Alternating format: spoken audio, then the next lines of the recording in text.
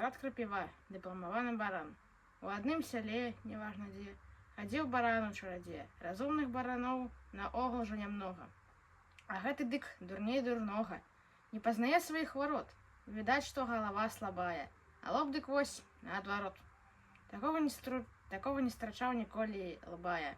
Калі няма разумнага другога, пабіцца каб удвух. Дык ён разгоняцца ды ў сцену, бух! У іншага дык выскачыў бы і дух, а ён нічога.